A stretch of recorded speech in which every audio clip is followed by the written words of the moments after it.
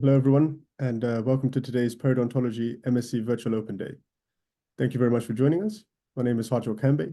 I'm a Periodontology MSc student and your chair this afternoon. We hope this session will address those course-specific questions you may have and will help you gain an insight into what it is really like to study on one of our master's programs. I'm delighted to welcome today's speaker, Professor Jacopo Buti, Dr. Inbar Eshkol-Yogev, who will provide you with a summary of our Periodontology MSc program, and there will be a Q&A session for the second part of the event. The session is being recorded and will be made available on our website following today's event. Now, to introduce our speakers, we have Jacopo Buti, who is Professor of Periodontology at the UCL Eastman Dental Institute and Honorary Consultant in Periodontology at the UCLH Eastman Dental Hospital. He's a clinical specialist in periodontics and a member of the Royal College of Surgeons of Edinburgh. Jacopo is the Program Director of the MSc in Periodontology at the UCL Eastman Dental Institute. Dr. Inbar Eshkol-Yogev is a clinical lecturer in periodontology at UCL. Over to you, Professor Buti. Good morning, everyone. I'm aware that we might have people joining in, maybe at a later stage. So far, welcome to those who has joined here from the beginning. So this is an opportunity to go through the key features of the MSc in Periodontology. So the agenda for this event will be, I'll do an initial discussion and presentation about what is the main structure of the program, together with the activity, different type of activity with example of what we do across the 3 year of the masters. And then we will have some time at the end to answer any questions you might have. So the session will be recorded as well. So there is the opportunity to go back. And of course, there will be the opportunity also to get in touch if you have any questions later on. So thank you, Harjot, for the introduction. And briefly, this is the core team, I would say. I mean, we are part of the bigger unit, the unit of periodontology. So there are a few more member of staff that you will come across if you join this program, as well as honorary member and external speaker that join. But again, myself as director, see in the middle, and then you got Dr. Inbar Eshkol-Yogev and our program administrator, Marianne, who are the main point of contact. So the program is a blended learning master, which run with a structure of 3 years. We go a certificate year, a diploma year, and an MSc year. So the blended means that the vast majority of the program is based on online content in different forms that we will see later on. And there is a percentage of the program where we have contact days, face-to-face, meaning residential days where students come to London for mainly the practical hands-on component of the training. But we also have a good number of synchronous live session, which is happen online for delivery of live lecture, seminar, case discussion, and so on. So overall, each year run between the end of September, where the academic year starts, with the exams for the year normally around the beginning or mid-June of each academic year. So what is one of the advantages of this program is that you have on one side the flexibility of the online learning. The other aspect of flexibility is that you have 3 different exit points. So for each of the year, provided that you have completed the compulsory modules of each academic year, you then can exit the program with either a certificate in the year 1 or a diploma in the year 2, or if you complete everything, a MSc in periodontology. So what is another key point of this program? This is has been designed as a targeting level 2 sort of training. For those who don't know what is level 2 is, we have sort of level 1 is primary care, so general sort of dental practice. Level 2 involve every aspect of specialist, sort of what has been called for a number of years, specialist interest, so dentists with specialist interest, and level 3 is a specialist level.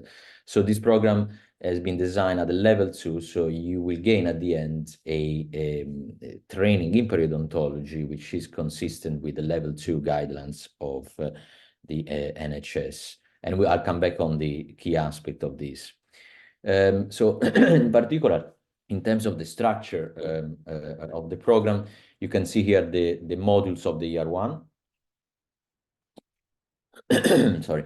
So the year 1 has got 3 modules, which are the scientific basis of periodontology, periodontal diagnosis and treatment planning, and non-surgical periodontal therapy. And 2 residential weeks that run normally mid-end October for the first residential week, and the second one is towards the mid-end of February.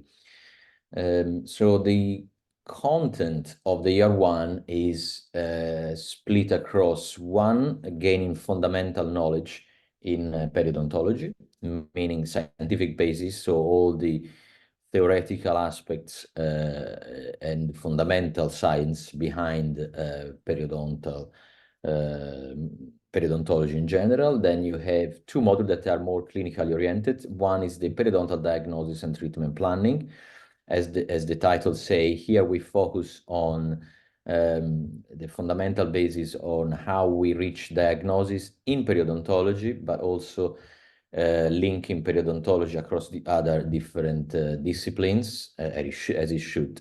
So there is emphasis on an aspect of how we diagnose based on the recent classification of periodontal disease introduced in 2018. So we discuss implementation from the British Society of Periodontology, and we cover initial aspect of treatment planning, again with emphasis of the newly introduced guidelines on the stepwise approach of periodontal management. Non-surgical periodontal therapy module include learning outcomes based on continuation sort of the diagnosis and treatment planning, but aspects related to the treatment, the non-surgical management of periodontal disease. Here there is a lot of discussion about instrumentation technique, instruments, different modality of the periodontal therapy, the use of adjunctive treatment. So everything that a practitioner should know, from the baseline assessment of a patient with periodontal needs up to the re-evaluation following an active course of periodontal therapy, again with an eye on the interdisciplinary aspect of the management, as well as the sort of expected outcomes and introduction to the next step of treatment, which is the typically what we call in periodontology the corrective phase of therapy, which will be discussed extensively in the year 2.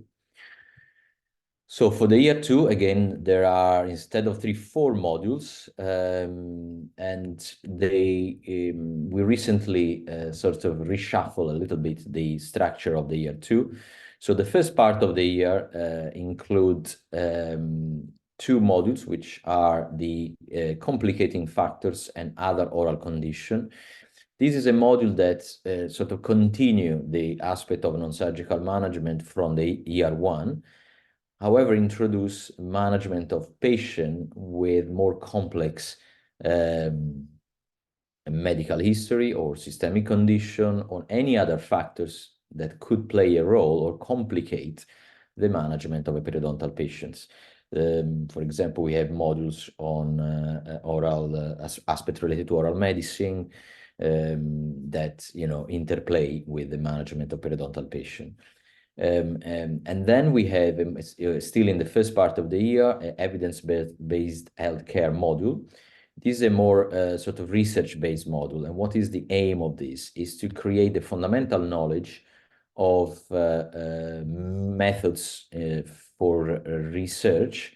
So on one side, help to prepare for the year 3, where there is the need to develop a dissertation.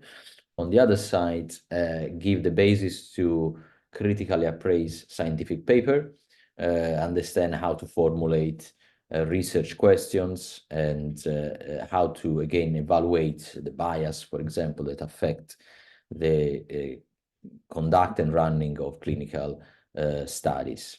So this is over the first part of the year. In the second part, you can see there are more surgically oriented modules. One is surgical periodontal therapy, and one is implant therapy and peri-implant disease. So what are the aims of these two modules? As I mentioned at the beginning, this program is a level 2. So the learning outcomes of the program are not to become sort of competent and skilled in every aspect of surgical management. That would be beyond what we can achieve in a sort of blended learning format. However, it covers all the fundamental aspect of surgical management of periodontal therapy. So we do cover all the main surgical technique and indication for different type of periodontal surgery. For example, open flap debridement, regenerative surgery in intrabony defect and furcation defect, crown lengthening, or mucogingival therapy, with the main aim, again, to gather knowledge on the indication, on the technique, and also practice some of these during the residential week of the program, where we do an intensive sort of compressed week where we explore all the technique in the lab in relation to periodontal, surgical periodontal management. And again, I'll show you some of the activity we do later on. The implant module, again, sort of similar kind of approach. We give an update and a learning on diagnosis of implant, peri-implant health and disease.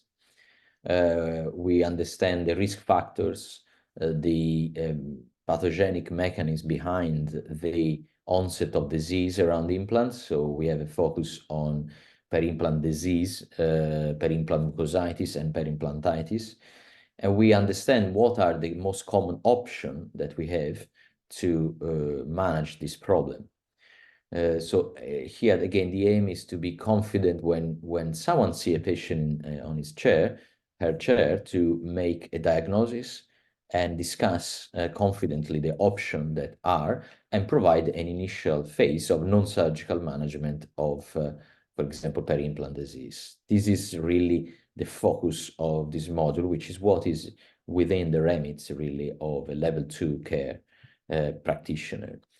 We have one residential week, as I said, normally run in March, and is again spent every day in the labs, working with models and pictures to sort of gather some knowledge about this technique.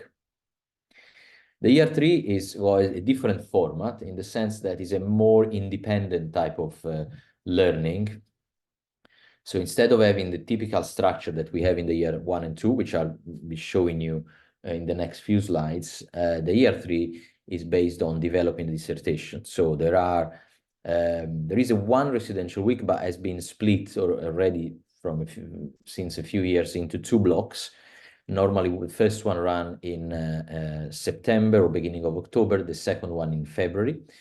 And each of these blocks is based on initially prepare and discuss the research project, and then in the second block, understand the methodological and statistical aspect of the analysis that lead to the completion of the dissertation. So in terms of the overall course delivery and assessment, it's very difficult to compress in sort of in a short presentation what we do. But we have a great variety of activity, I would say. So typically, you will find something from the very basic sort of quiz with multiple choice in terms of way to assess the progress and learning, up to sort of clinical case scenario, when we give the students a range of clinical case, and then there is some sort of clinical question to answer. We have live session where we do sort of live lecture, although the live lecture are less common. What we use the synchronous online session is mainly to discuss or provide feedback on activity that again have been done previously online. And then we have, of course, a written examination in the form of essay to sort of gather knowledge on academic writing and fundamental sort of knowledge behind Perio. We have case presentation that run at different time points. Typically, we have at this stage, at the moment, we have two form of case presentation, where basically one is a sort of shared event that we do with the full-time master students that they present every Thursday. There is a 1 hour presentation at lunchtime where they present a clinical case and everyone from different program join and can ask questions, etc., etc. And then we have a dedicated presentation for this program, which run every 4 to 6 weeks, where again, similar format, we have an hour for case to be presented and discussed. And then we have of course, as I said, the practical activity. We have a number of pre-recorded video where we also recap some of the practical aspects. We have different other activity. For example, we have a clinical logbook, which I'll come back in a second to show you what it is about. So you see there is a range of things. So this is in terms of the where everything that I mentioned happened. The platform that we use is called Moodle, which is a virtual learning environment. These are some screenshots of Moodle. Basically, Moodle has been recently updated. So what you can see here is the new sort of version. And it's a relatively simple kind of platform where you have a number of tabs that can be opened by clicking on each one of these tabs, and then you can access the content. So the main structure of this program, and that's what I would like to highlight at this stage, is not sorry, this is not a program where all the content is released at once, for example, for a term or 2 term. And essentially, the idea we had is to open the content relevant to the topic of the week on a weekly basis. So essentially, each Monday morning, there will be a new topic or component of the topic that will become available to access. And within that component, there will be some sort of learning material and some sort of what we call formative assessment, which are really ongoing tasks that help the students to sort of test their knowledge and help us to see how the learning is going. So this is what you see here in this slide is a screenshot of one of the typical week or block that we have in the program. This is, for example, periodontal wound healing. So we open up the week on Monday, and then when you access, you will find the learning outcome. So what you are expected to learn in this component. We have attached a reading list, a number of resources, which can be online, pre-recorded lecture, or different type of sort of online activity. And then, as I said, a task that help to test the knowledge at the end of the week. So this is the typical sort of aspect of a reading list. So as UCL students, there is a access to, of course, a large variety of online sort of readings from the main journal, in this case, a periodontal journal, but not only periodontal journal. Indeed, there is UCL subscription to a very good number of dental journal. Textbook, the main textbook where you can access for just like a following as you go in your learning. So all these reading are accessible online. So you have the possibility to have a dedicated reading list for each of the topic. We have I haven't mentioned yet the clinical forum. This is seldomly used, depending on the groups, because we have a lot of opportunity for sort of live discussion. But if you have sort of clinical sort of questions, they can be posted in a forum and discussed in the group, mainly for, you know, relevant clinical question or clinical tips that you might need. I mentioned before about the logbook. So as part of the training, you're expected to see regularly patient with periodontal needs. What does that mean? It means that we monitor how often you see this patient and the variety of sort of treatment that you provide in your practice. Of course, we are unable to supervise daily or directly your clinical activity. However, we ask you to complete and upload the cases that you see in the form of a sort of an easy way of recording it. You see some screenshot from the logbook, and again, if you have time at the end, I can also show you a bit live. But it's simply a very sort of straightforward platform where for each patient that you encounter with periodontal needs, you can sort of upload records based on their medical history and the type of diagnosis, the type of treatment that you have done. So this has been recently sort of restructured, and this is the first year you see we are implementing this new online logbook. And again, at the end of the 3 years, you will have a portfolio of your cases. This is alongside a number of cases which are instead needed for the actual exams for the modules, which I will be discussing in a second. Okay, so this is the form of the clinical log. At the end, we expect to have completed about 100 appointments, yeah, for as an average to understand your, you know, clinical activity in your practice or clinical setting. So now I'm going to go a little bit more into details, meaning some example of what activity we do and learning that we have in the different year. So for the certificate year, as I said, these are the modules and the structure. Typically, we start from discussion on how to assess a periodontal case clinically. So the block of learning are based on how to, for example, gaining knowledge of dental photography, with this, of course, an emphasis on periodontal aspect, meaning how to take. So we have some component during the residential week on how to improve dental photography and all aspect related.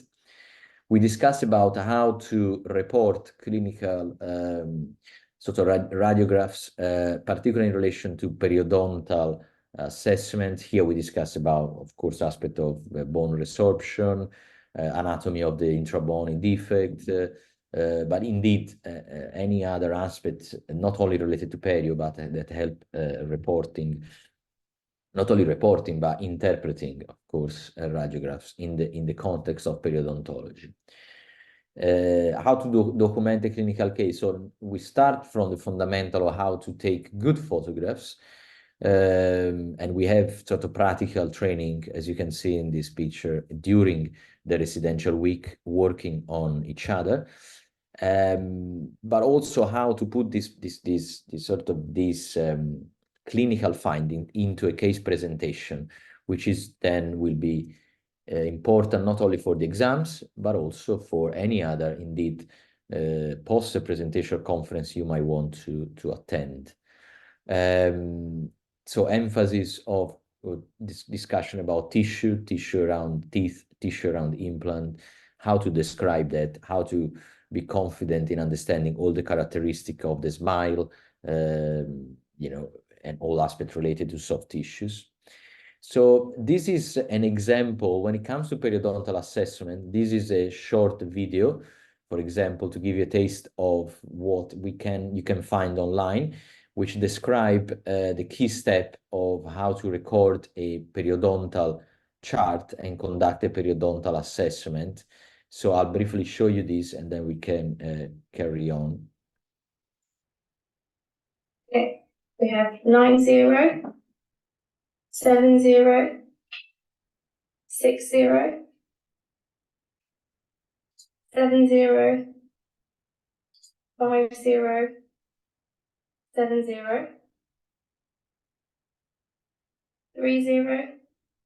30, 70, 30, 20, 30,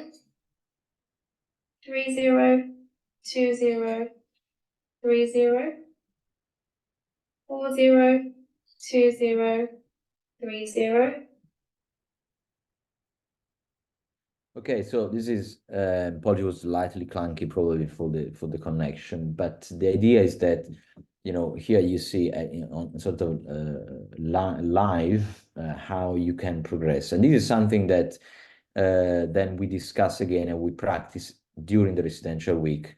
So it's often a little bit of a shift in the habits, what most of the students that access the program has been doing on their own patients, sort of trying to shift and implement some of the change to improve the clinical management. This is another sort of short clip that just to give you a taste of what online sort of pre-recorded content you have. For example, this is you know, when we have for each instruments that we suggest to use in periodontal management, we have description of the instrument and some of the video on that describe how you would like to better sort of use. And this is, for example, a short video on probing.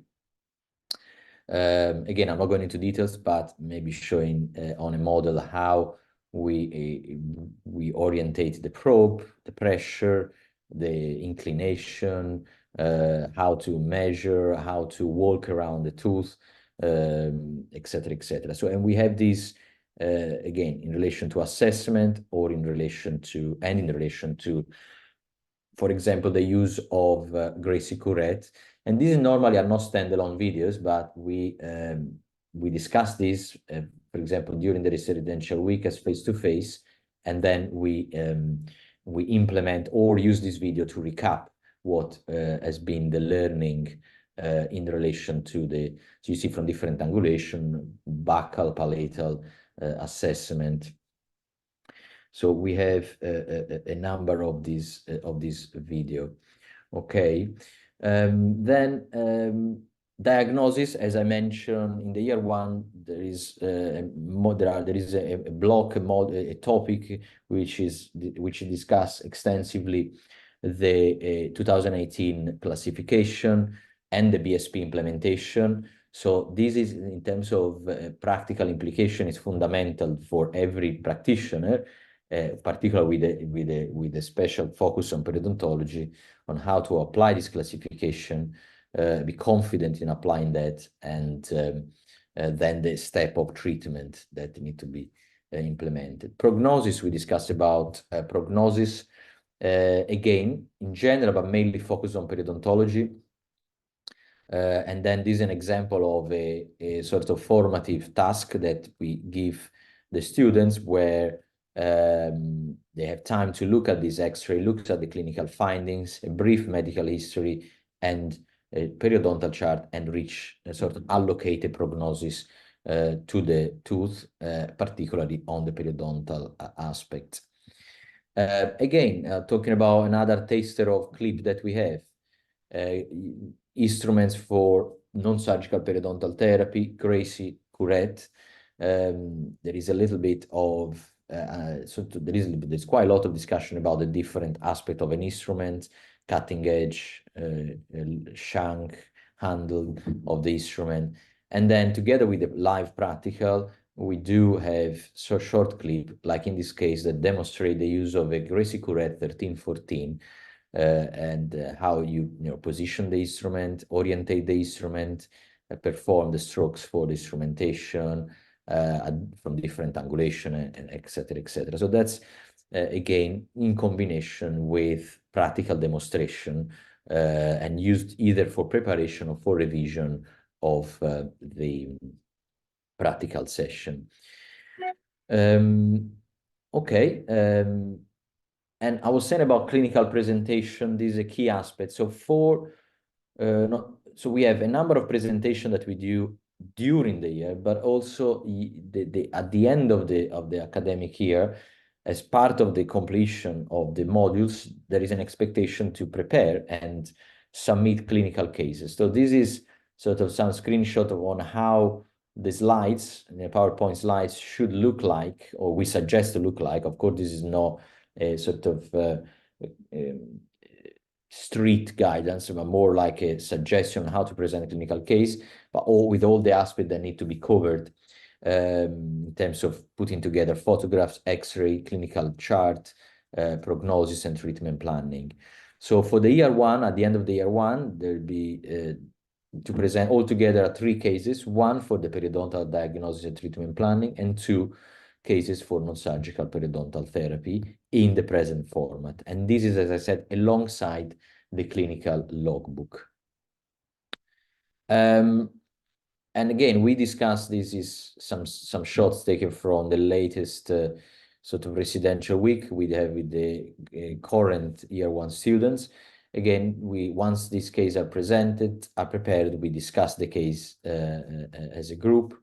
But also we discuss, we conduct a literature seminar, so where, again, is the opportunity for a group work where each of the students focus on a few papers, scientific papers, and then we discuss in these and present these in relation to specific topics.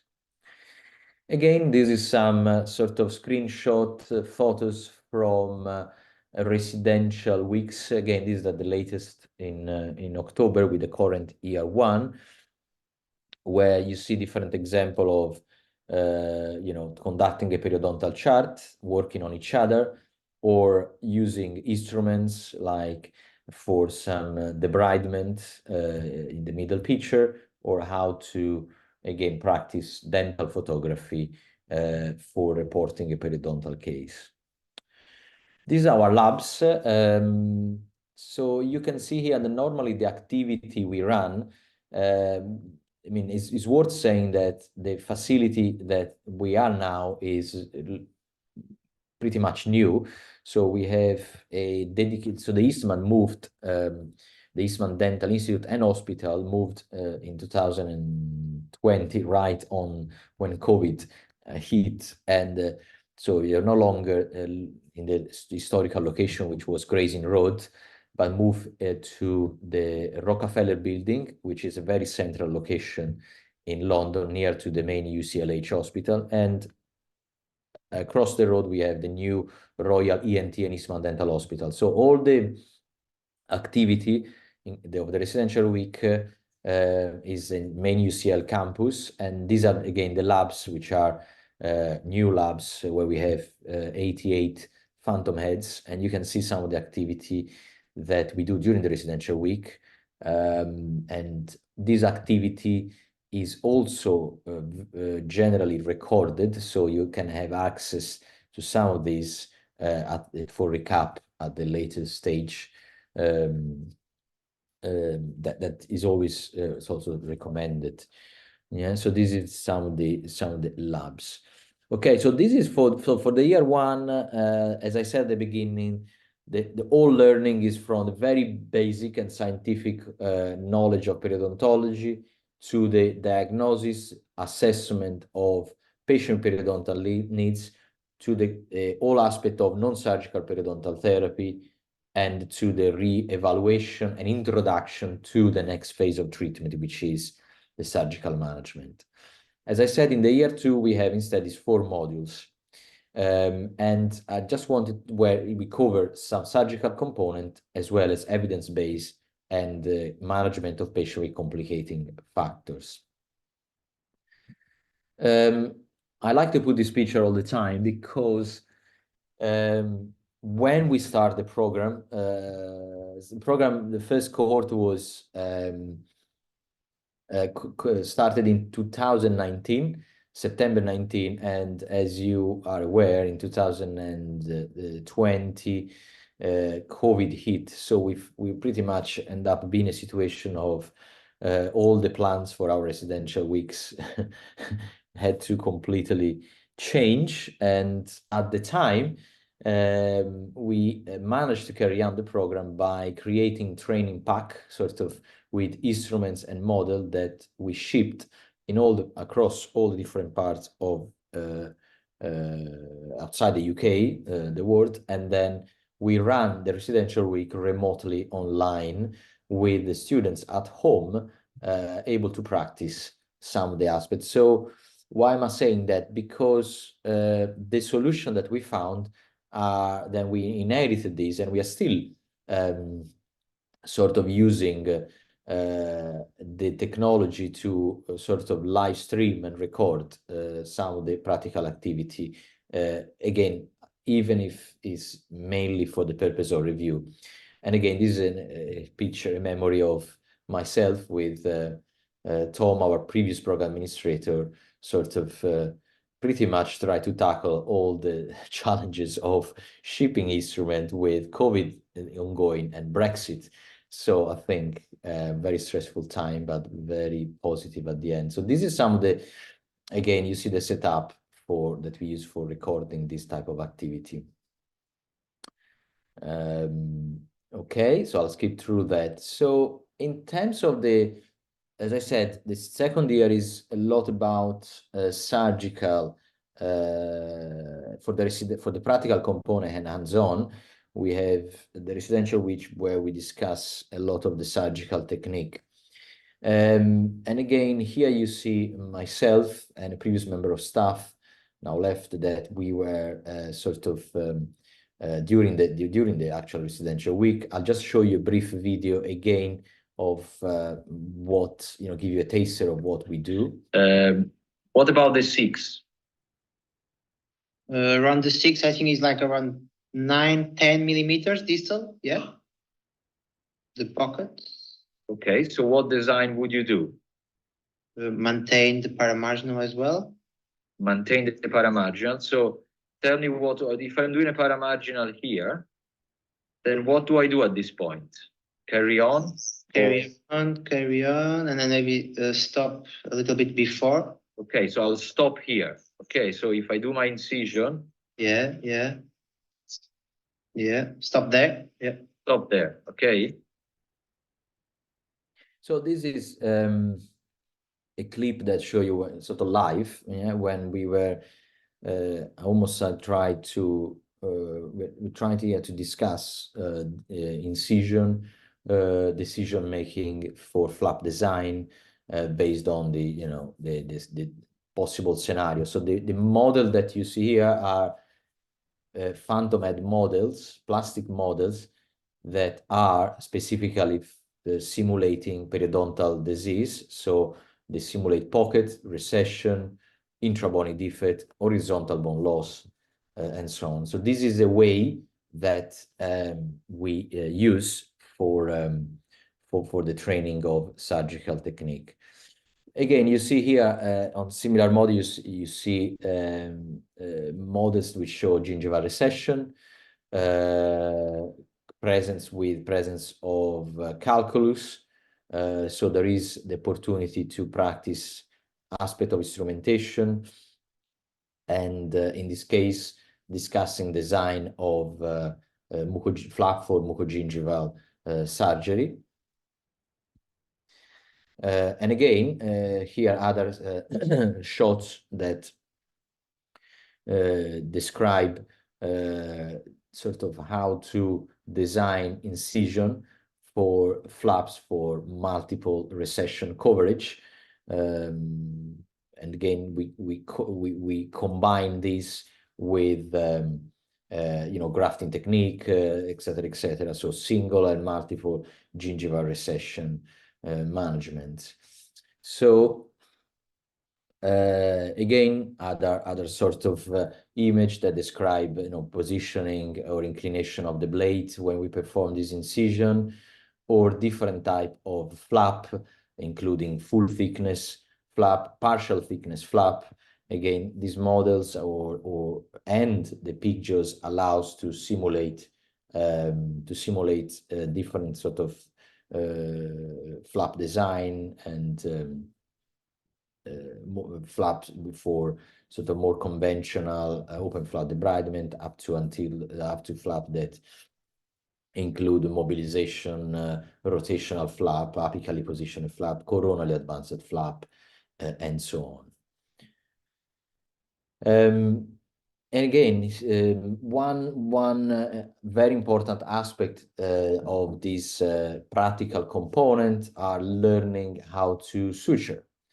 There is a heavy component which cover several types of suturing technique, including single interrupted suture from the basic up to mattress-like suture, vertical mattress, horizontal mattress, internal mattress, external mattress, conventional modified Laurel type of suture, suspended suture, anchored suspended suture, continuous suture, and so on. Now I can't remember all the example, but just to give you an idea. And for each of these, we try to do a demonstration. The typical format is that in the lab, we do a demonstration of a type of suture, and then you can practice this in the model, and we give you some feedback on this. And this, again, another short clip of what I've just said about suturing. Yeah, you see here. We said we have done the horizontal external. The same, with the same concept, we could do an horizontal internal. So basically, instead of coming out on the same flap like we've done before, we enter.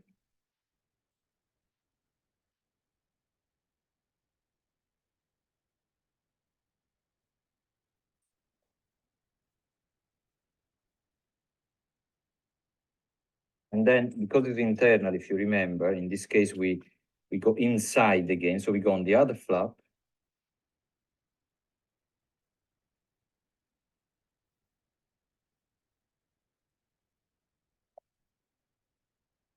Okay, so this is the first part. Then we come back. But this time, because it's horizontal, again, we move either more distally or more mesially, in this case, more distally. We go in.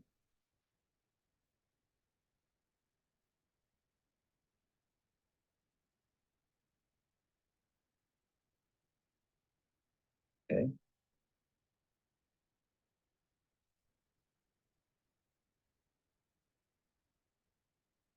Okay, now as you see, like I've done before, if you remember for the vertical internal, I've left a loop here. Yeah, so we are in the same situation now where, again, I'll go backly. We are in the same situation now where we can do a horizontal internal with or without the loop. So if I pull now the suture, yeah, if you can see the internal bits, yeah? All internal, the suture, horizontal because in horizontal plane, and you can do with or without the loop. I'll show you. So if you tighten the knot now, getting rid of the loop is sort of conventional type of suture. Otherwise, we go back inside the loop. Okay. Obviously check that your other end of the suture is not interfering with the loop.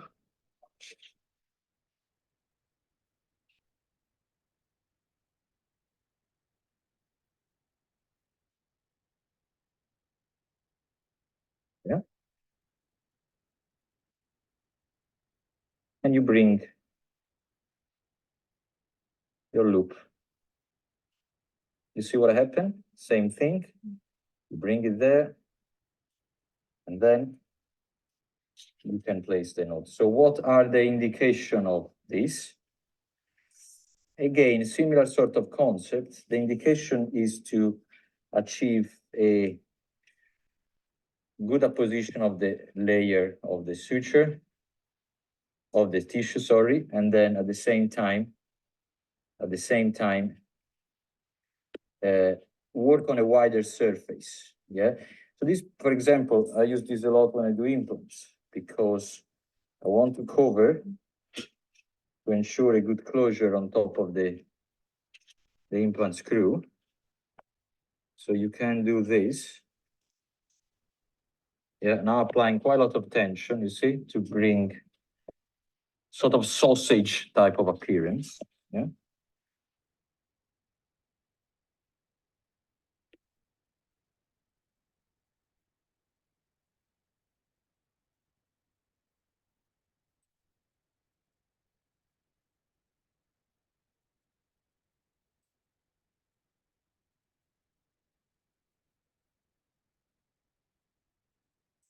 So I would like you to do both this one, then we look at.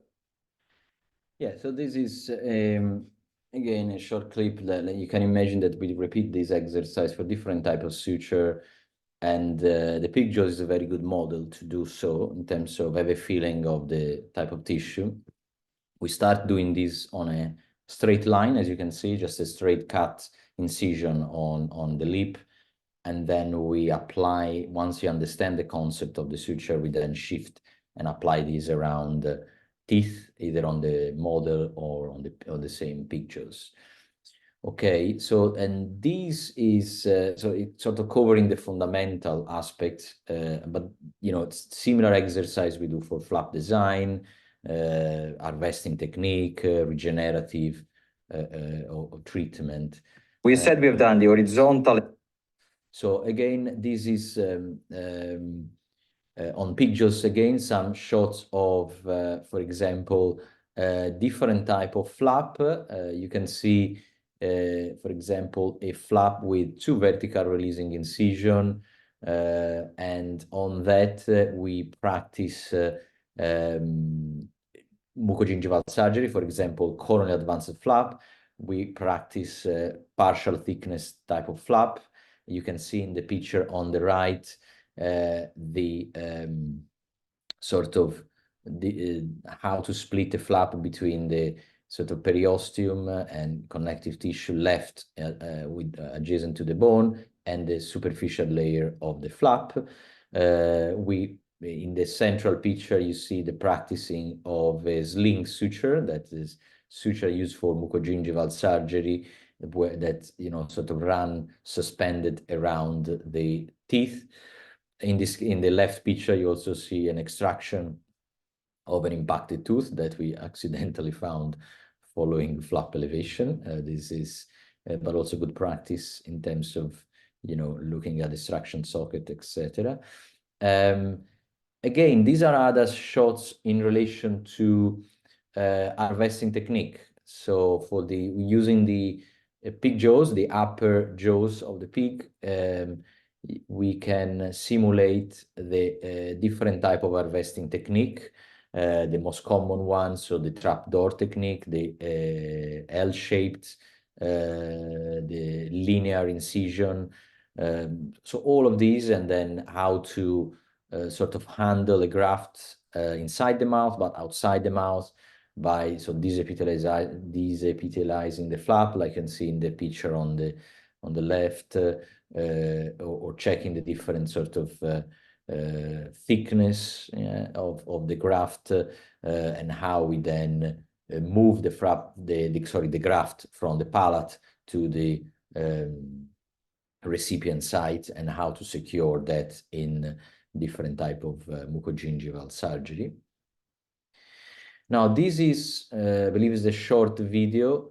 And again, they give you some sort of taste of, this is done by one of our external, so we have, every year we can have few different external speakers. This is Professor Rotundo, that and a video, I think, we discuss again mucogingival type of technique, so I'll give you a taste of this as well. And I think the type of discussion we have around this practical session. Did everybody understand that? Or anybody still have questions? Because that's a very important concept, and it's actually key in terms of the stability and the healing and the aesthetic outcome. So if anybody didn't have it very clear, we can repeat it again. Can you repeat it, Eva? So what Roberto was saying is about the design of the trapezoid, yeah, of the flap for your single incision. So you can either do, as he described, a triangular. So your vertical incisions will end into a triangle, into a very thin line. The other option is going to be when you have like a more trapezoidal. And the differences between the two are going to be where you adapt your papilla at the end of it. Let me see if I can do a small drawing of this, and that may be a bit more clarified. Thank you. No problem.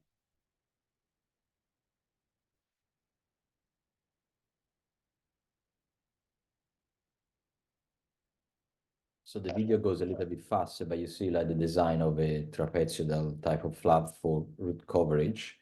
Having simulated, created a recession first on the tooth of the pig, and then proceeding with a different step with incision, flap elevation, debridement of the... Meanwhile, just to remember that when we perform the root decontamination, that normally I do it before to cut the flap. But sometimes I need to redo the root decontamination also after the flap elevation. So pay attention, of course, to do not touch the area, the 1 millimeter area close to the bone crest. Because remember, we use also this area for the reattachment to the flap. Okay, not sure if you can see this. Possibly not. Can you see? Yes. Yes, yes. So you can see the first scenario, which is this one, yeah? So you see the line angle and the tip of the vertical incision is sort of triangular. So when you elevate that and you tend to put it back into the papilla, you will see that this is a very thin tissue, and that is going to actually be of high risk of not completely cooked. So I'll stop here. This is just sort of, then there's some discussion following, and just so I hope you have an idea of the type of activity that we do. On occasion, again, this is sort of like every year may change, but this is again a short clip of the colleague. I think during COVID we did also this to try sort of because of the challenge that we have to sort of to be here face to face. But this is a short video of, again, Professor Rotundo that was doing a live surgery, and then this was streamed. And so I'll show you again a short clip of it, just for, sorry, I think.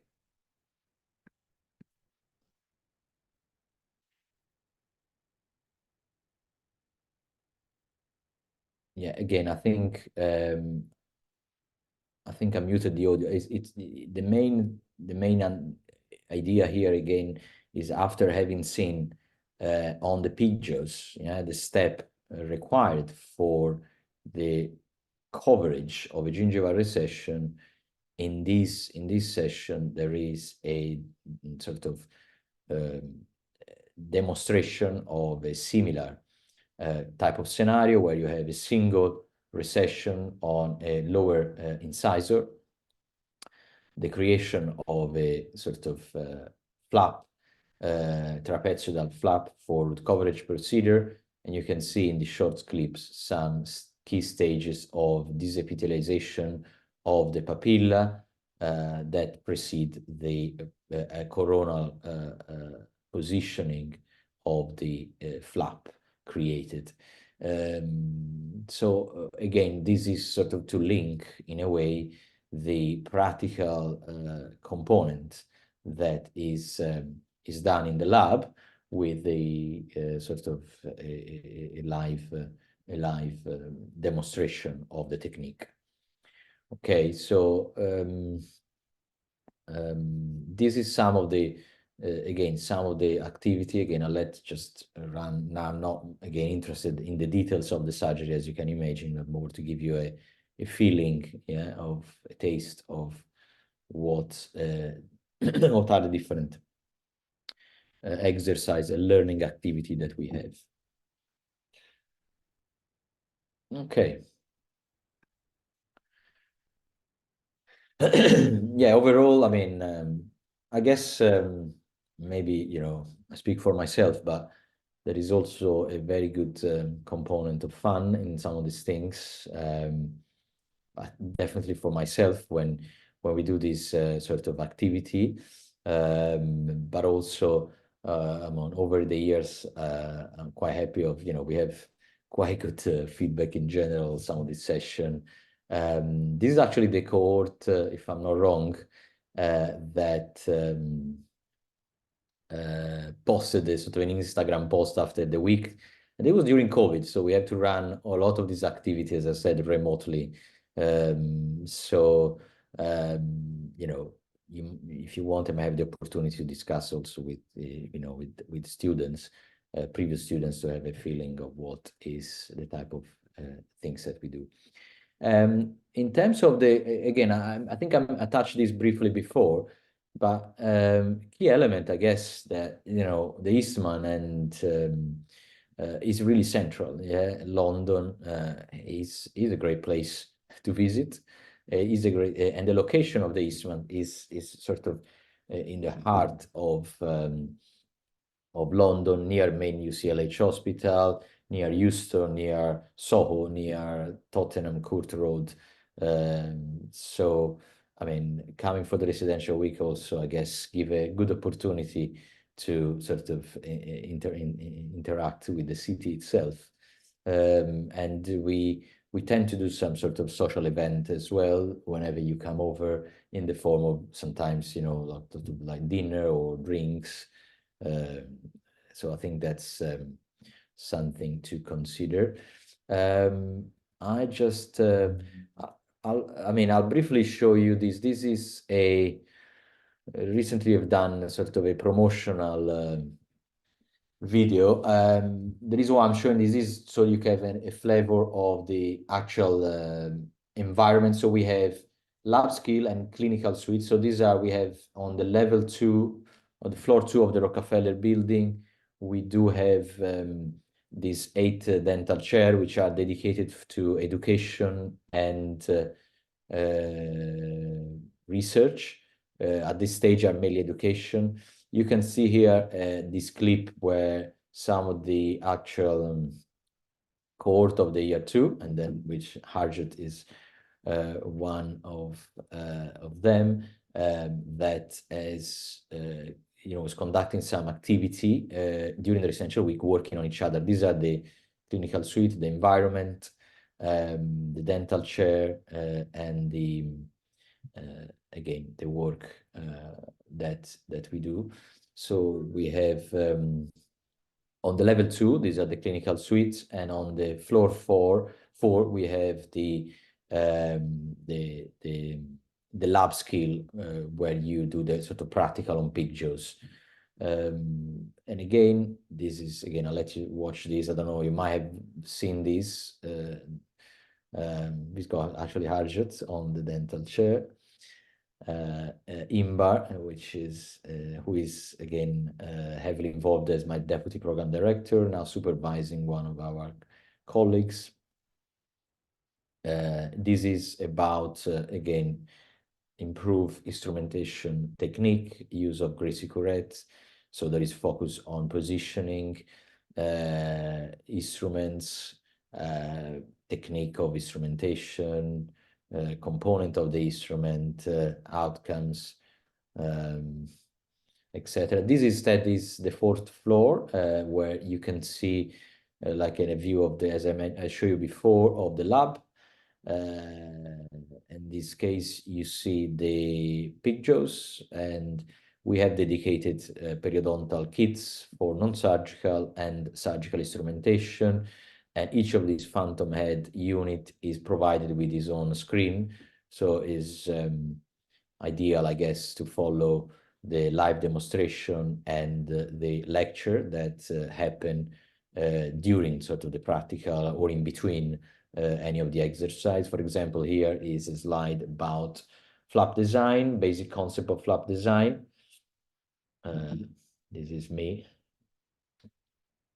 in Scrubs, where again we sort of are planning some activity, some sort of discussion about soft tissue. How do we evaluate? So this is the type of what is normally recorded, and you can see through the camera in the different unit while you're practicing this exercise.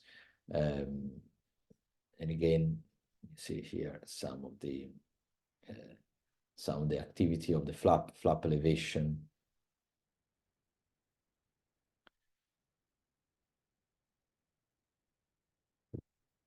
Okay, so this is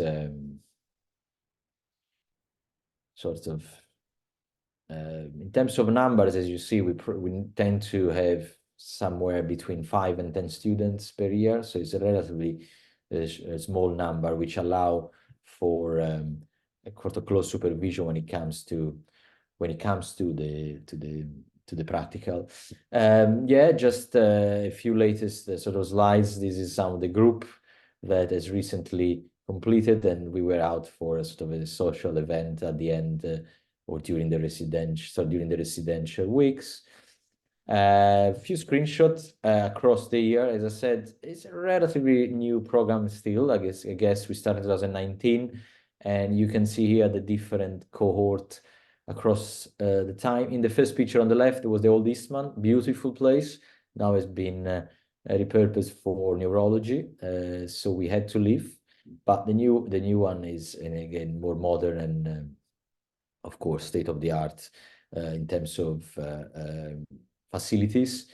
And you see the graduation of the first courts with the hut in there, and then other picture across the year. The picture on the 2021 is in front of the current building where we are, the Rockefeller building. But we have, teaching can happen across the campus, so there are a variety of teaching space. And this is, again, now it's a bit old picture, I guess, but include, just to give you an idea that our staff of the unit of periodontology is still quite large, and there are many other member of staff where you could come across either online in their sort of recorded lecture or face-to-face. And this picture is, myself. There is Professor D'Aiuto, the head of the unit, our clinical lead of the hospital, Mr. Patel, Professor Ian Needleman, and again, other staff member, Professor Rotundo, who you've seen in some of the videos before. And again, this is, I think we were at the European conference or symposium of the European Federation of Periodontology. I guess the other thing I haven't touched, often there are not only social events, but we try to go, or at least as a unit, and of course everyone is welcome to come to the conference, the British Society, the Italian Society, and by exam Italian, or the European Federation of Periodontology meeting. So there are opportunities. This is some of the picture from where we went to some of the conference in Spain, or a social event at the end of the year at the Royal Air Force as a sort of social dinner we had. And again, I haven't mentioned really, and I apologize for that, but so across we have three programs within our unit. We have the one you have just seen, which is the MSc Perio, but we have another MSc in dental hygiene, which is still in the similar format. So some activity of the residential week can be shared with some of our dental hygiene. And then we have a full-time master program in periodontology, which is the M-Clean Dent. So you see some of this picture. Again, on the left was the old Eastman, where we have a mixture of students from different program. ultimately, again, we have some sort of social media. I probably should be more active, I guess, but we're very busy. But this is the sort of QR code if you want to follow us, and then you can have also a flavor from there of sort of the sometimes the activity that we do, of the events that we have, and so on. So feel free to, of course, follow us on the UCL Eastman Perio MSc page. And then with this, a bit earlier, but I think I've covered everything I wanted to cover. There is an opportunity to two things. One is question, and second, we can also, if you are interested, have a look more closely to the Moodle page or the online e-logbook that we use, just to navigate a little bit, or having a better understanding of some of the content that we have. So yes, so thank you for now, and I'm happy for any questions. Thanks so much, Jacopo and Inbar, for the very informative session. Like you said, we'll now start the Q&A session. So if anyone has any questions, just pop this into the Q&A box for us, please.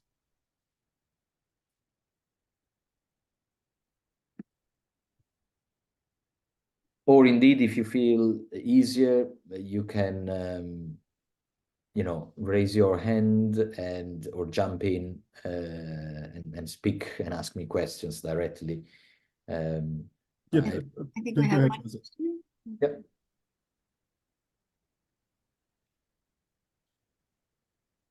Shiza, do you have questions for us?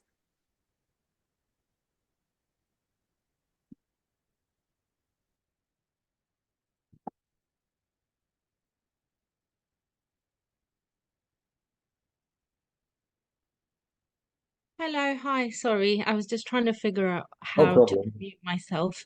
No problem.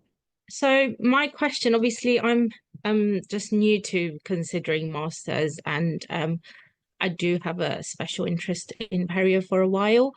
So I mean, it may sound a bit naive. I just wanted to ask what the difference is in your scope of practice if you do an MSc distant learning perio or MCLIN dent. What is it actual, like in black and white? Because nobody's actually been able to answer that question for me wherever I've sort of sought advice. So if I could just know the actual difference in your scope of practice clinically between the two programs.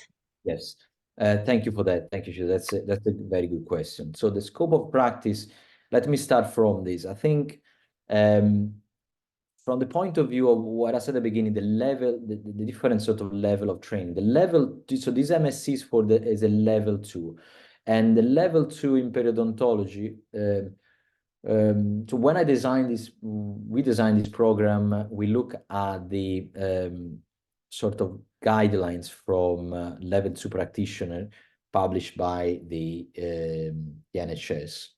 And so the remit of a level 2 practitioner, which let's say we can call the specialist interest type of level, is essentially to be able to confidently cover all aspects of sort of diagnosis and treat and non-surgical periodontal therapy, including management of sort of complex patient, meaning patient with, for example, a complex medical history, so the complex risk factors, et cetera, be able to provide non-surgical therapy, meaning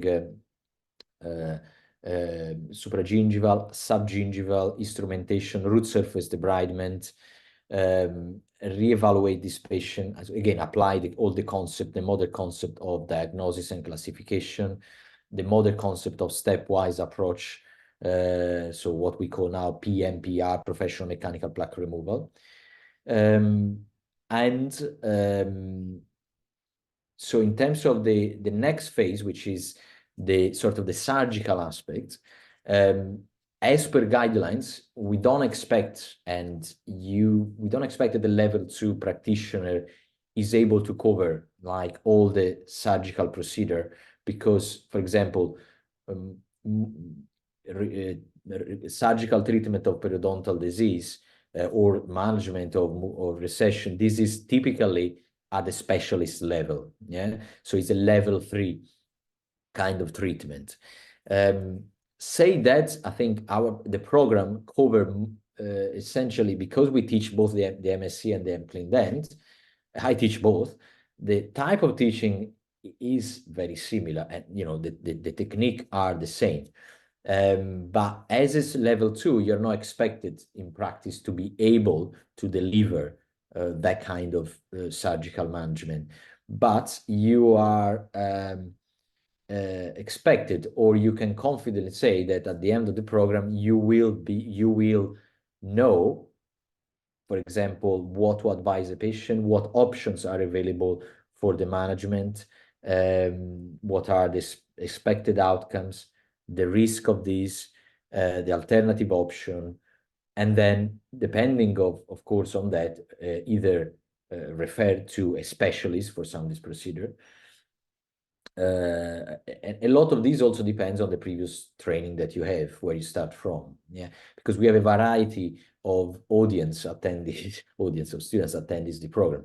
There are those that are general dentists and they've been working as general dentists and they want to achieve that level 2, but with no previous experience of periodontal treatment. There are others that have done maybe some previous training in periodontology or in oral surgery or in other master, and maybe they have more confidence with some surgical aspect, and that they can then sort of step forward and implement more of these. But from the point of view of the sort of remit of practice, as a level 2, you can accept a sort of referral for the management of again, non-surgical treatment, up to the reassessment, and maybe you can include some sort of basic aspect of a simple surgery.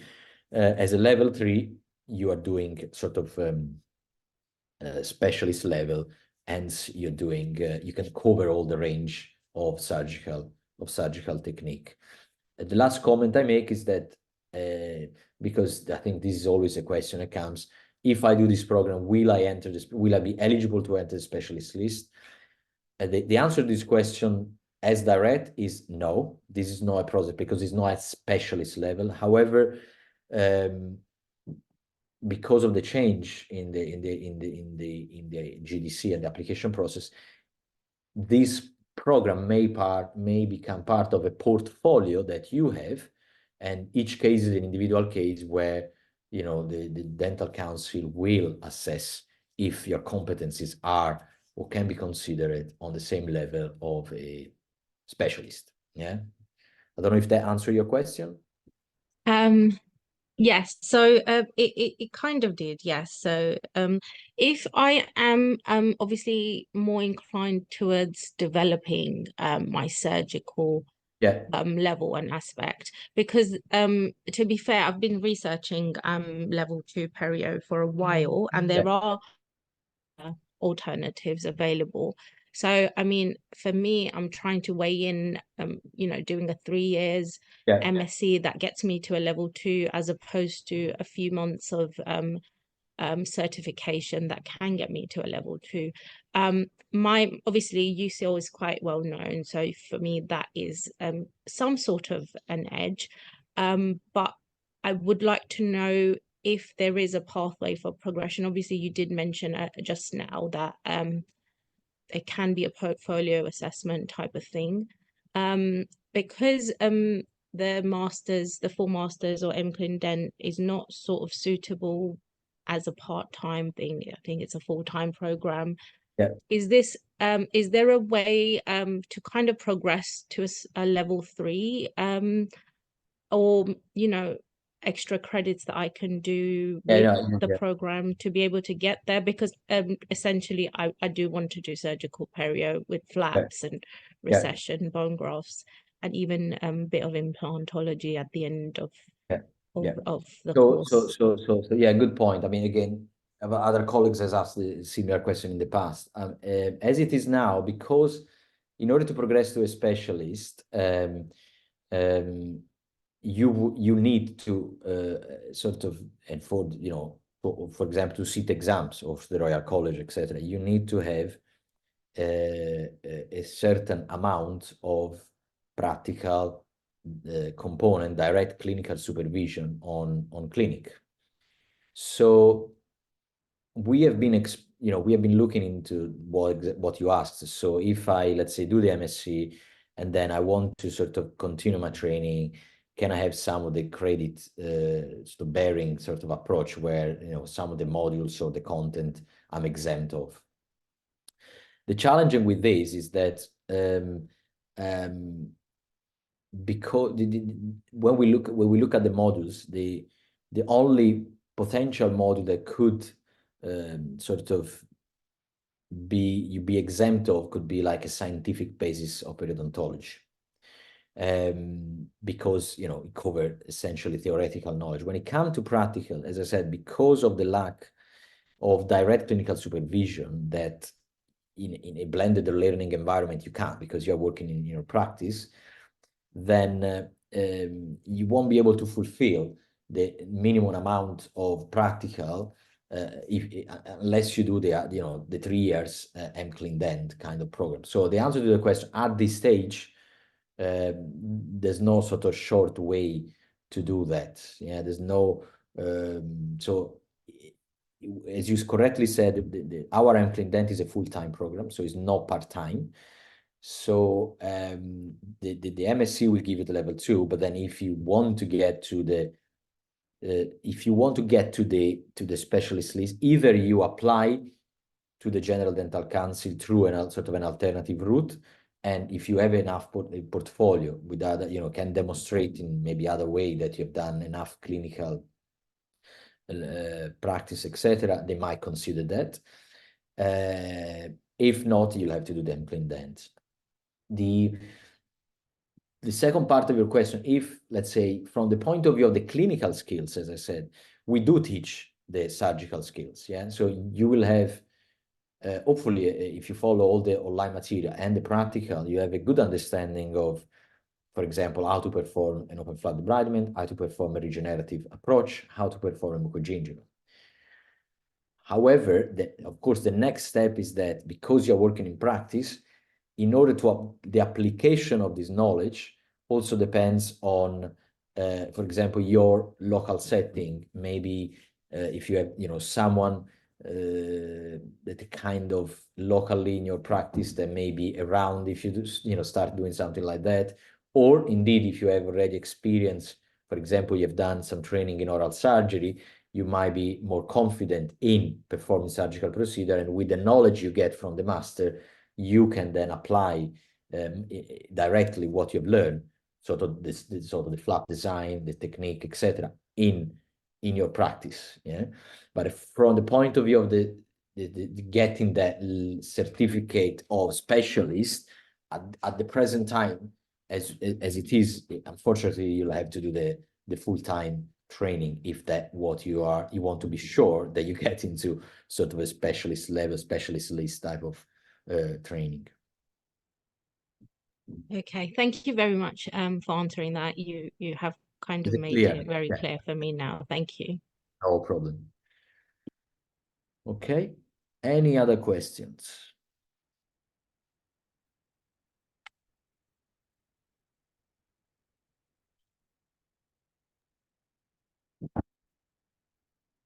Is it all that clear that there's no question? I see a few people, with 5 people in it, yeah.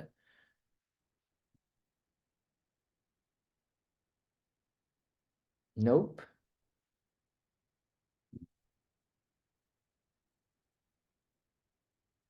Is anyone interested? Because we have, we are a bit early on anyway. If there is anyone who feels or would like to see a bit more the Moodle page or any aspect of the platform, the logbook, or are you happy with that? I mean, again, feel free to shout or post anything in the chat if you prefer.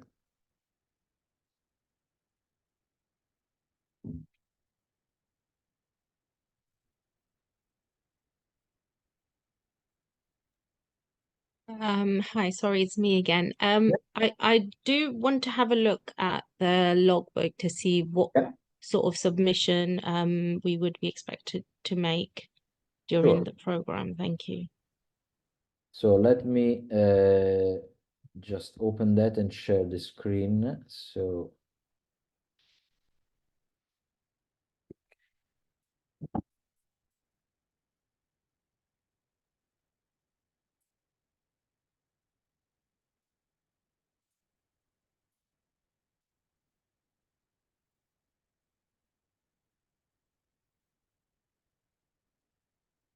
okay.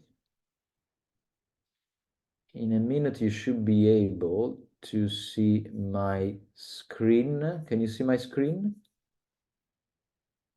With the FMS personal tutor page? Yeah, okay.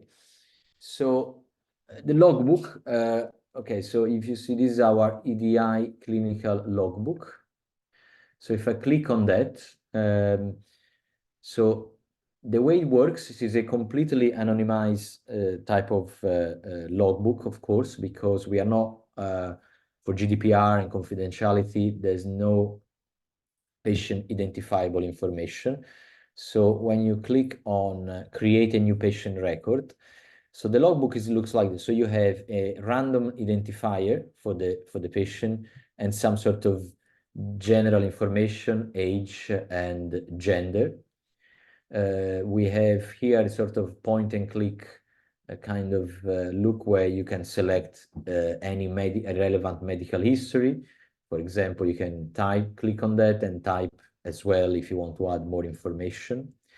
There is a section where feedback, and I'll come back on this, feedback can be given by your tutors, including, for example, myself or Inbar, etc., etc. So once you put all the general information, you can already see some appointment here, but I'll give an example for scratch. So you can create an appointment. And for example, this automatically populates the date of your of the today. Then, for example, you see the patient for the first time and you say, what is this appointment for? Sorry, this was the first one. Here we are. This is the first one. So for example, this is today, come to my practice, new patient type of appointment. Again, you can add notes.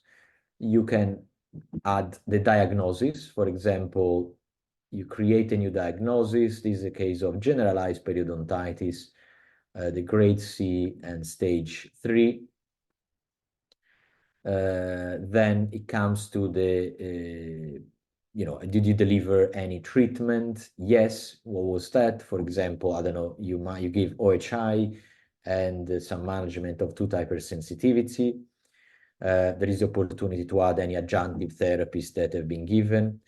There is a space for your reflection, which is a student reflection space, together with some space for whoever, like us, giving you feedback.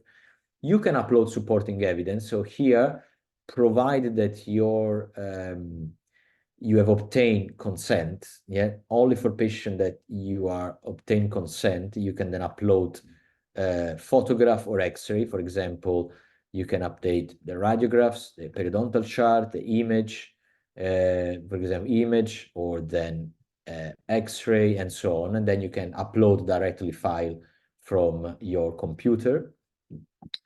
And then at the end of the appointment, you can select the outcome, patient has been discharged, or further treatment needed, or patient has been, for example, referred to a prosthodontist, or et cetera, et cetera. So at the end, so all this portfolio, so you will have, within each patient, you can create multiple appointments. So at the end, you will have, and we can export a sort of summary of this logbook. And then again, is collected across the 3 years. So you'll have, each year you will have your clinical logbook with a certain number of patients. And I think we can export also specific statistics. Now, I'm not going to go into details because there are some names, so there is confidentiality. But in the reporting, We can also export a lot of summary data in terms of, I don't know, how many diagnoses, how many treatment of a certain type you have performed, and so on. Okay, so this is the sort of online format. As I said, we also recommend students to add their own sort of reflection on each of these cases. And then we can also add the sort of a feedback on this. This is for the logbook, but then we have a sort of a specific, as I showed before in the slides, you have to prepare a certain number of cases where you need to sort of follow a format, and then you will have a complete case with, you know, charting, photograph, x-ray, treatment planning, reflection on the case, etc., etc.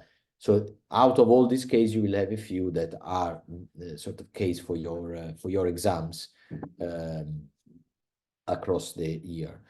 Okay, so for in the year one, there are 3 cases you need to prepare. In the year 2, there is 1 case for complicating factor, and then you will be assessed on surgical therapy mainly through unseen clinical cases, because we don't expect you to be able to present or complete a full surgical case, but we will expect you to be ready to discuss, again, option for management, technique for management, outcome of surgical treatment, and so on. Okay, is it clear for you? Yes, thank you very much. Great. Okay, so I'll stop the sharing of this. Okay. Any other questions, or anyone interested in looking more in depth into Moodle and how it's structured? While I'm here, I'll give you a brief tour. I think we have a few minutes, so I think for anyone who is interested, again, I'll share the screen.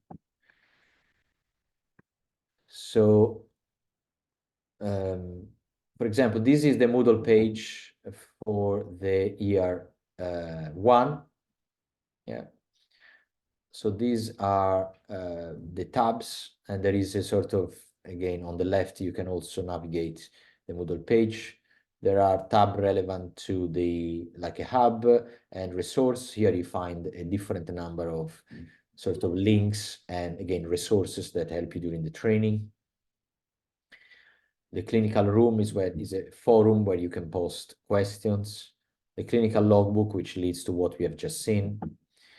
A tab that describes the type of exams.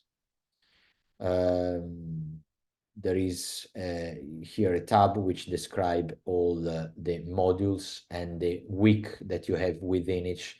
So this might be helpful for you to have an understanding. So, for example, within each module here, you can see the different week or topic that are covered. For example, for scientific basis, you see start from the anatomy, etiology and pathogenesis, risk factor, classification, prognosis, wound healing, epidemiology, management of teeth with furcation, trauma from occlusion, endoperio lesion, introduction to surgery, etc., etc. Diagnosis and treatment planning is about aspect of diagnosis, as we said, and aspect of interdisciplinary management.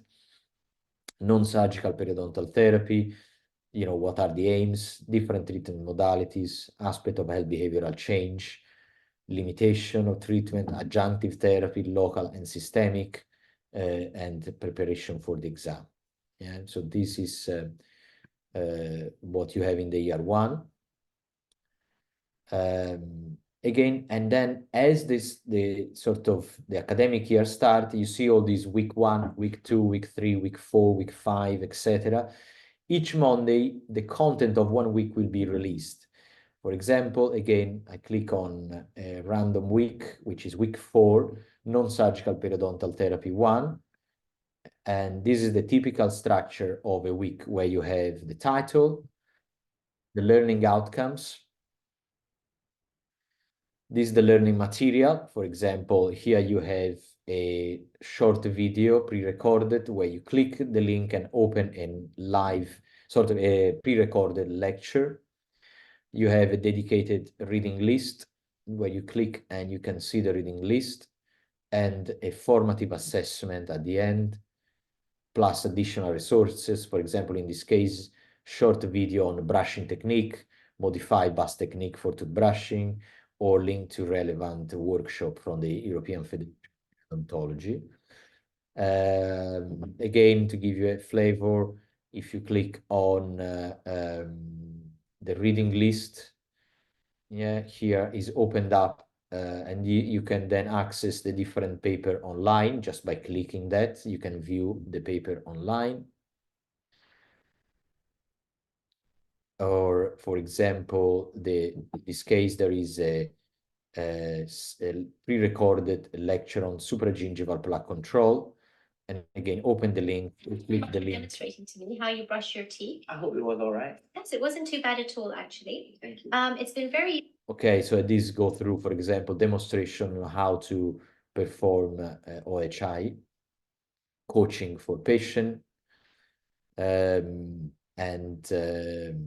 as I said, additional resource and formative. This, for example, is a formative assessment on supragingival plaque control. So the plan is it will give you some, for example, each students a one or more paper to prepare, and then we discuss this as part of the residential week. And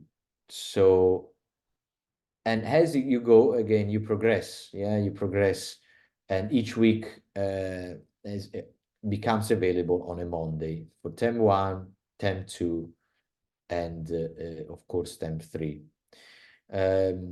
Briefly, I can show you also the Moodle page for the year 2. Similar sort of structure, very much the same. When it comes to the content, you can see that in the modules, we can have a look at what we cover. So you have, again, better understanding. So evidence-based healthcare, relatively short module discussing about research methodology, systematic reviews, critical appraisal, the PICO question, complicating factors, management with patient with complex medical history, management of complex case for perio, management of complex case interdisciplinary, gingival disease that are not plaque induced, surgical therapy, conservative, open flap resective, crown lengthening, regenerative, in intrabony defect and furcation, periodontal plastic surgery for single recession and for multiple recession, implant and hard and soft tissue, tooth versus implant, treatment planning, peri-implant pathology, diagnosis of peri-implant disease, implant risk factors, non-surgical treatment of implant, and surgical management. So this is the content for the year 2.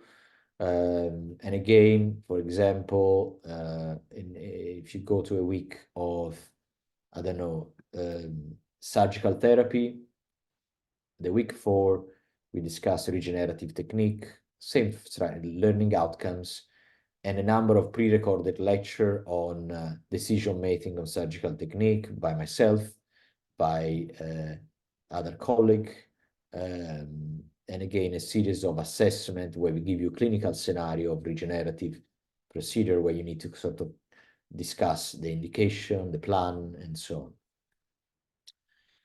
on.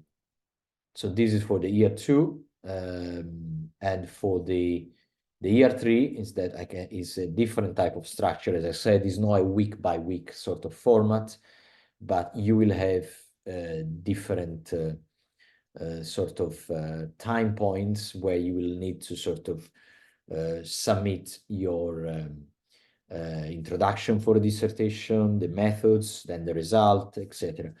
I can spend a few minutes just discussing about the dissertation project. So far, we have implemented a sort of model of research, which is a multi-center model. So basically, we have each year we have sort of an umbrella type of research project, and each dental practice where the students' work act as a sort of single center of research. And we have conducted a variety of sort of studies because of the relatively short term where dissertation need to be completed, which is again this in the span of sort of a few months really in the year 3. The type of projects are essentially cross-sectional type of studies or small intervention studies where we look at the association between, for example, periodontal disease with other condition, hypertension, or we look at periodontal disease and you know, systemic condition, morbidities. So we have a variety of, and then typically we ask the students to collect some either questionnaire based or survey or a simple clinical data from the practice. But the value of this is that we can reach very large sample size because we, you know, if we have imaging 5 to 10 practice and each of them collect information for 50, 60, 70, 100 patients, then we can reach sort of very interesting sample for research studies. And this is pretty much the model we have adopted, but we have different things we are looking at, for example, more conventional sort of reviews or systematic reviews, type of studies, etc., etc. But it's clearly, in a way, although you are followed up over the year, is more independent working and less sort of content-driven type of learning that comes into the year 3. Okay, I think with this I really gave you an overview of everything I could think about, and I just want to ask again if there is any more question on this, or indeed any comment from anything to add from our staff, or from Arjot, indeed, from Marianne, Inbar, anything you want to add for this session.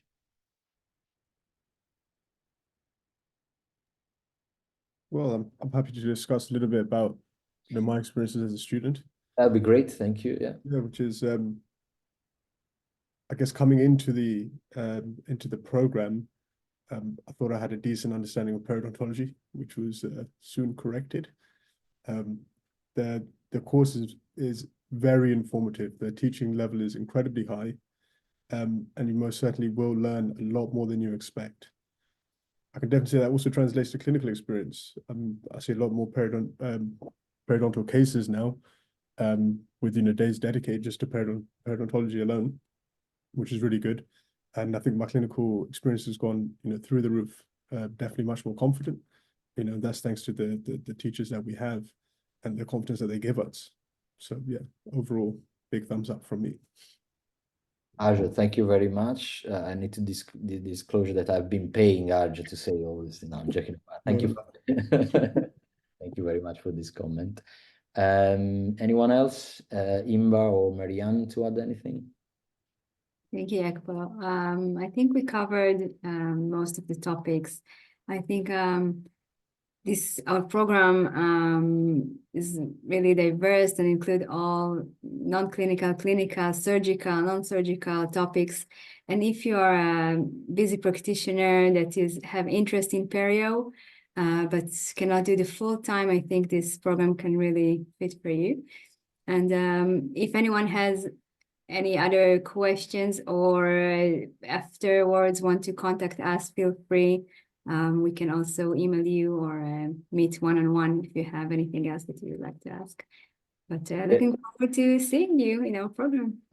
Yeah, thank you, Inbar. I guess you touched a good point. I think there is an element also of, because of the nature of the blended learning, is we have a very multicultural and diverse environment, which I think, I mean, to me is very exciting because also applying, you know, what you learn in different settings can be different, and you know there is a lot of you know, we have a number of candidates from different parts, from, you know, Singapore, China, Indonesia, you know, everywhere. Australia, New Zealand. Yeah, New Zealand, yes. I mean, so that's really interesting. And I guess the other point you touch is that again, I guess is a good, very good way to learn perio and maintaining your, your agenda, essentially, working in, is demanding the program, so you need to allocate some time. I think we say that probably 1.5 to 2 days a week is probably the minimum to sort of keep on top of the task and the work. But at the same time, you can still carry on your work in practice, implement what you learn in practice, and sort of better your knowledge. That's where this program sits, really. Of course, there are pros and cons with everything.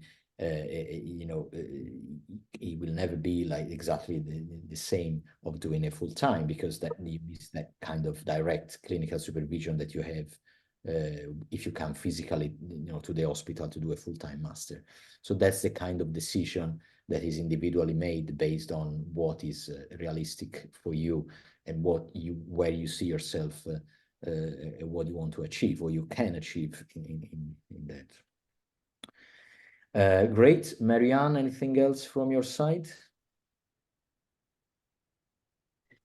No, just, I mean, from my side, it's nice seeing the different ways that the students learn, if that's online, and then seeing them in residential weeks, you can really see that they withhold a lot of the information that is being taught.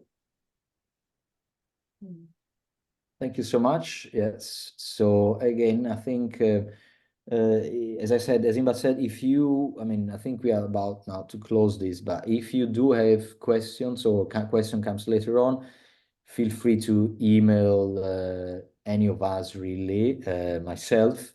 So my email is j.buti, B-U-T-I, @ucl.ac.uk. You can email directly Marianne. I think you have the email address probably already shared with you. So it's Inbar as well.